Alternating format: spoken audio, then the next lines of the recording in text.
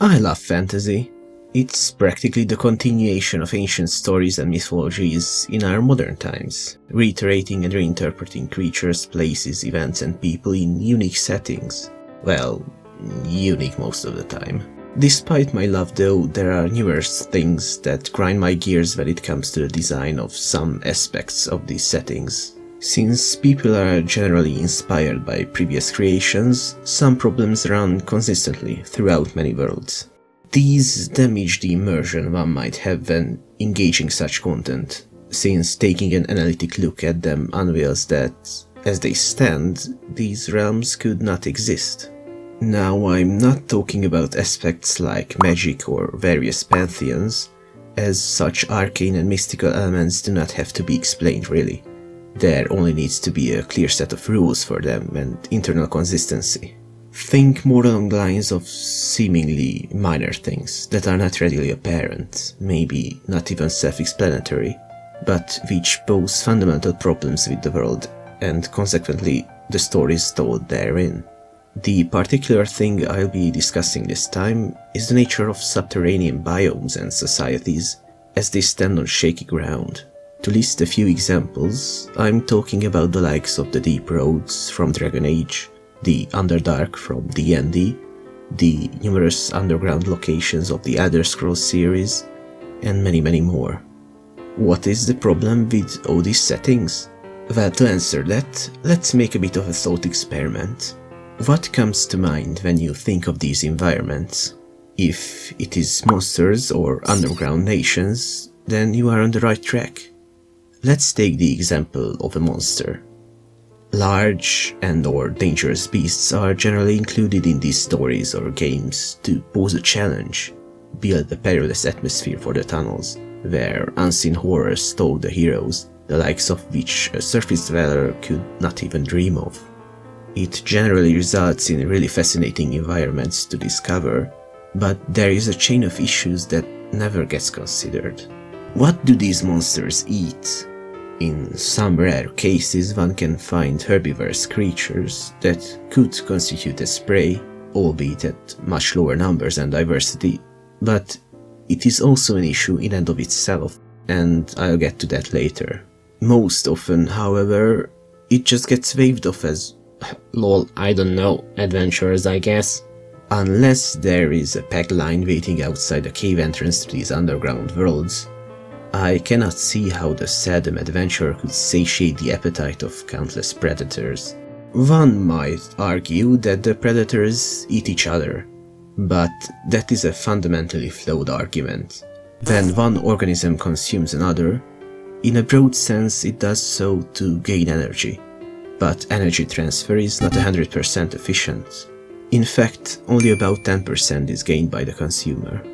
This inefficiency means that a solely predatory food web cannot exist, since sooner or later they would run out of energy and starve.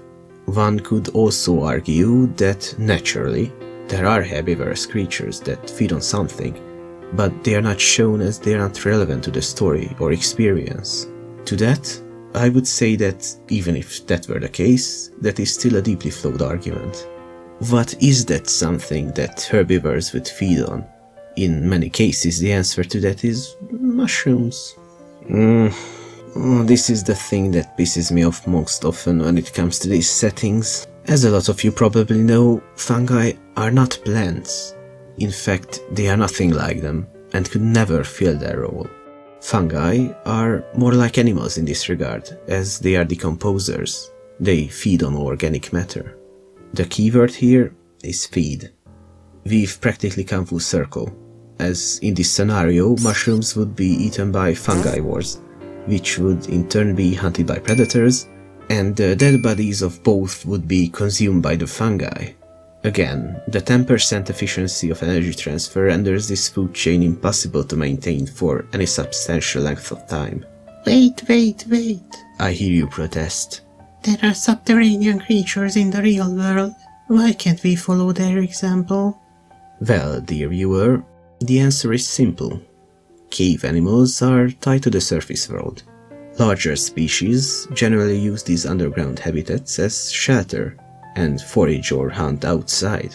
Even those that live their entire lives down there require food to be carried down into the depth, generally through underground streams or other animals, like bed droppings.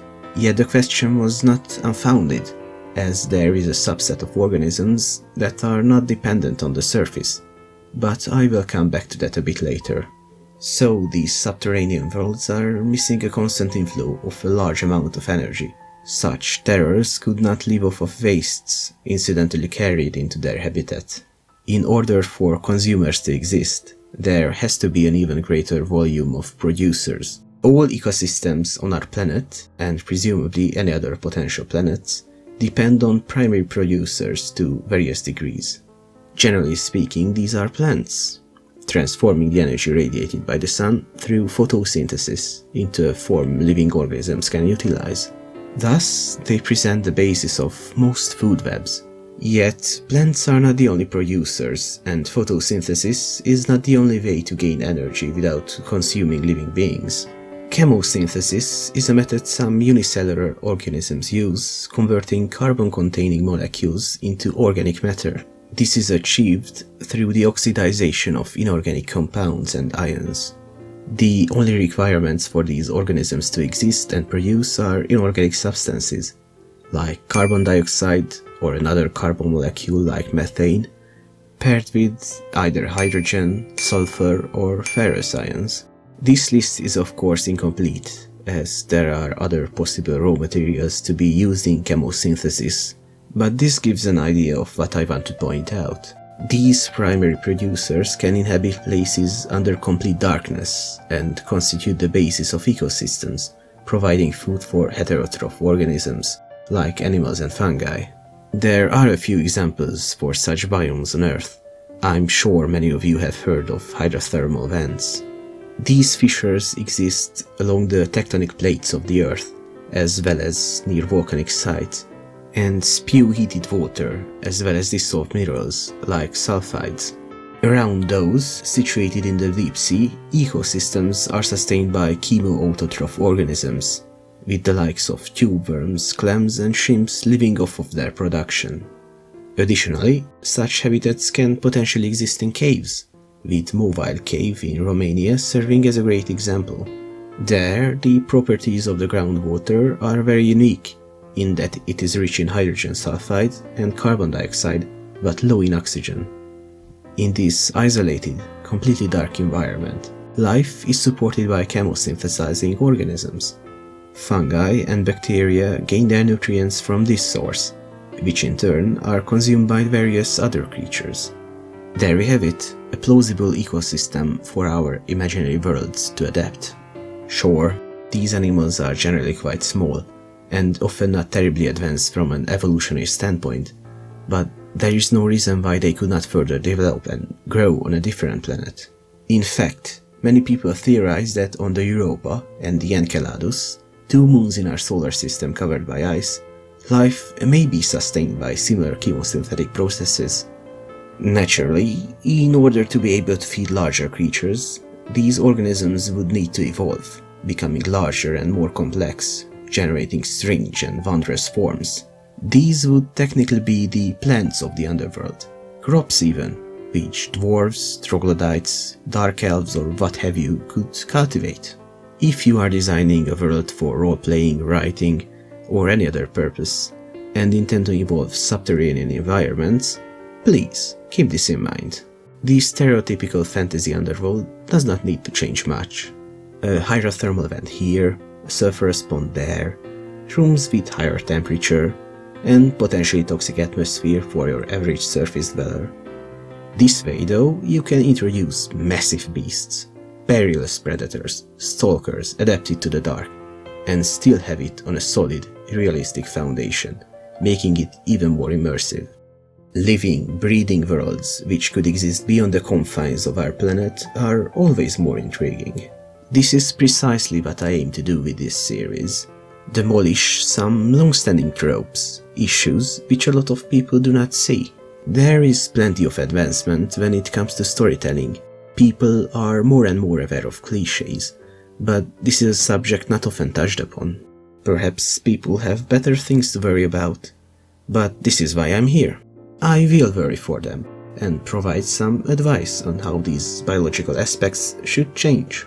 Anyway, if I change the mind of at least one person, one budding writer or overachieving dungeon master, this video was worth it. Let me know if this helped you in any way down in the comments, and I hope to see you next time.